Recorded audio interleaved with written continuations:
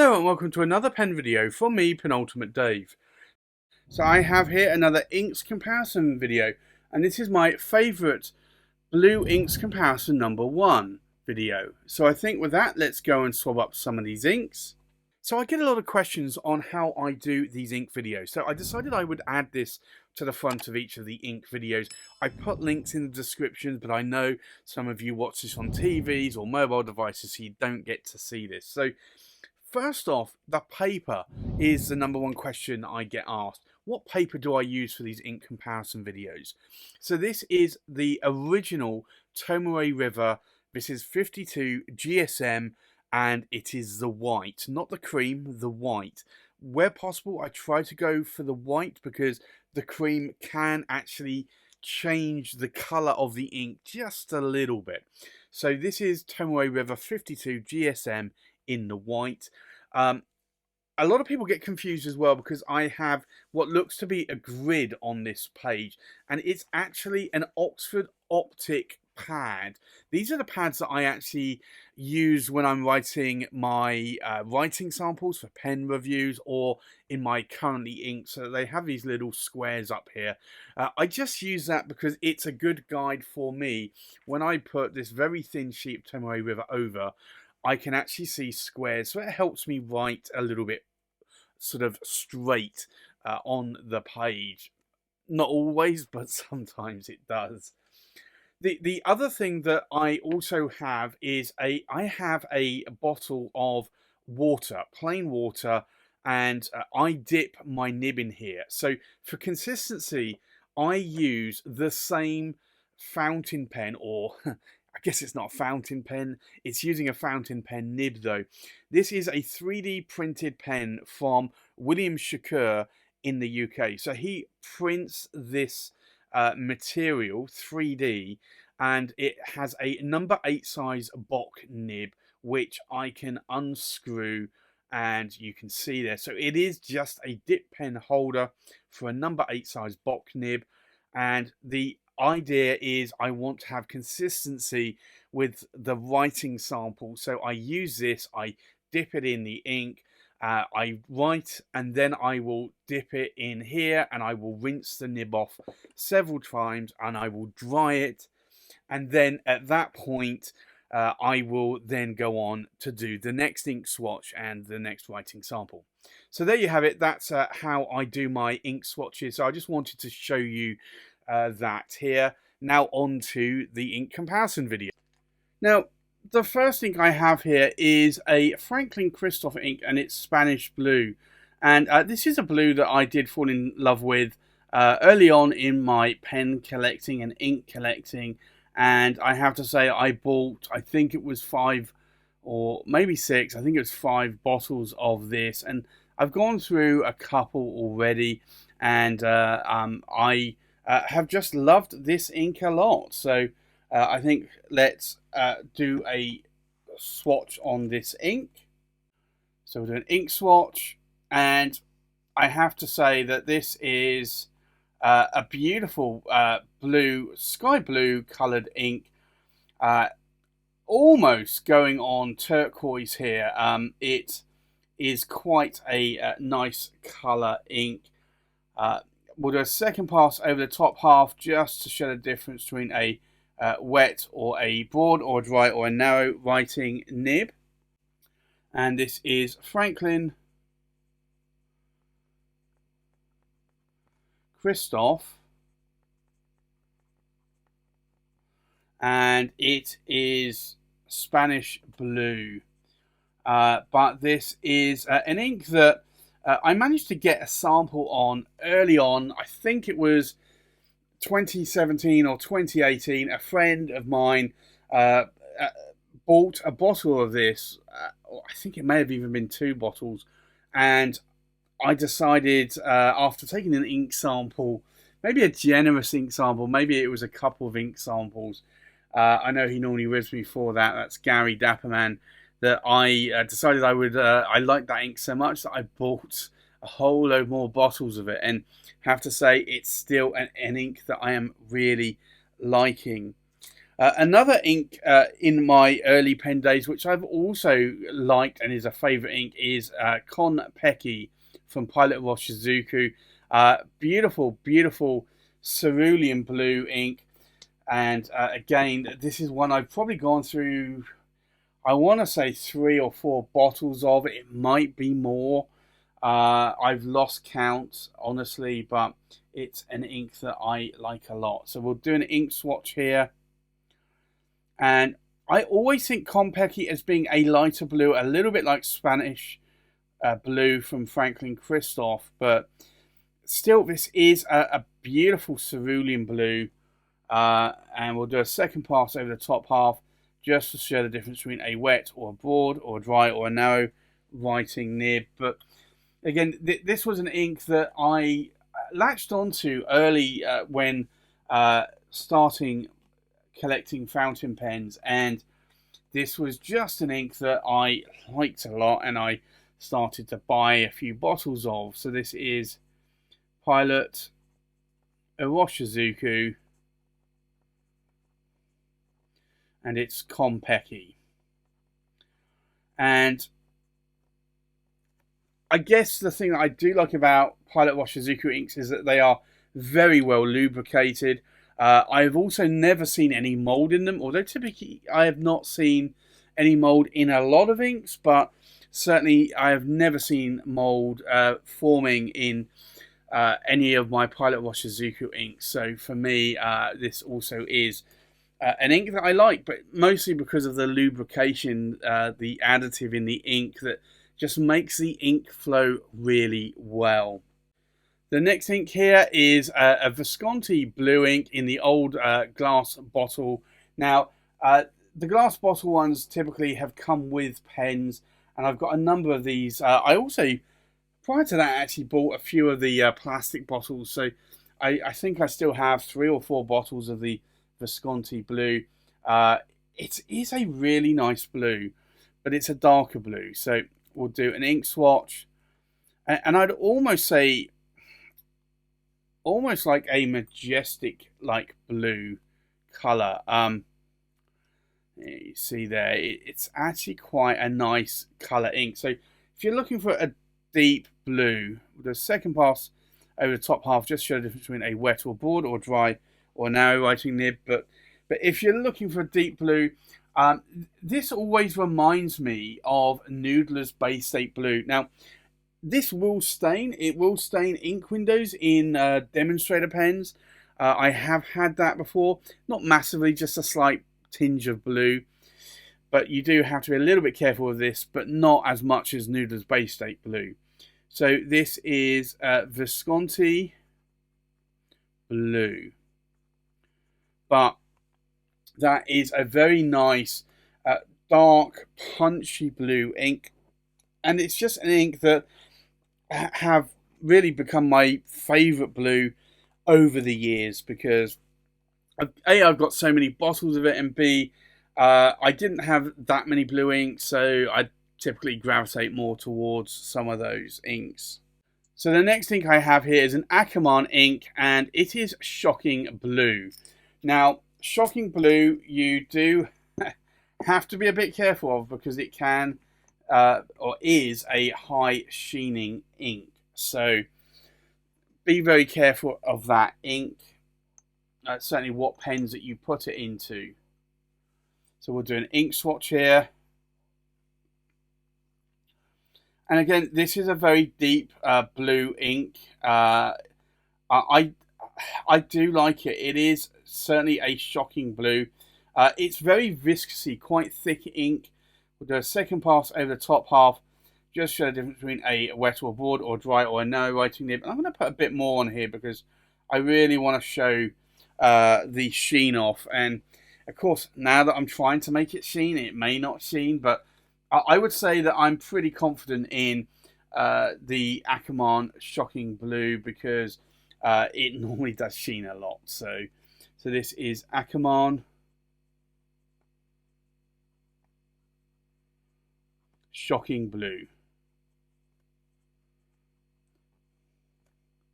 And I think I'm not 100% sure, but I think the name Shocking comes from the sheen, because there is a lot of sheen there. The next ink here is an Akkerman ink, and this is the Akkerman, and it is a Binnenhof Blues, which is a little bit of, it's a blue ink, but it's a little bit of a, I'd say a blurple, or yeah, I'd say more of a blurple, a mauvey or purpley blue. But it's a beautiful colour ink. So this again is one of my favourites. So we'll do an ink swatch here.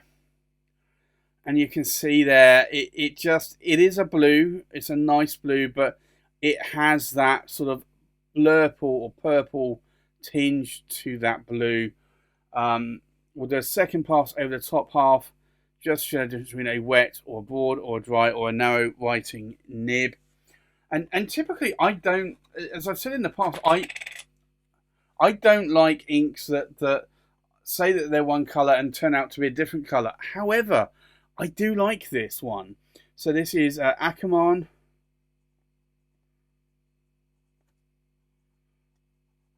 And it's Binnenhof Blues.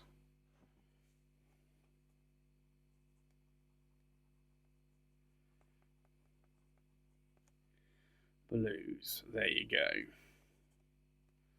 So that is quite a nice blue of ink.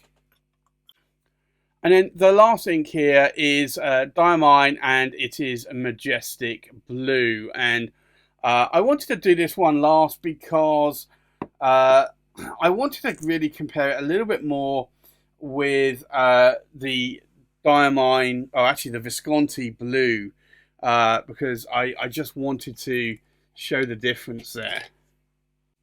So we'll do an ink swatch. And again, like this is quite a thick viscousy ink.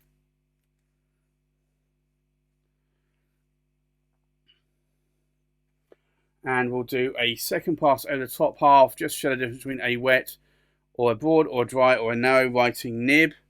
And maybe I should have actually done this next to Shocking Blue, because I think certainly when the ink goes on wet, it is very similar in terms of colour to Akkerman Shocking Blue. And I do wonder if maybe they are the same. So this is Diamine.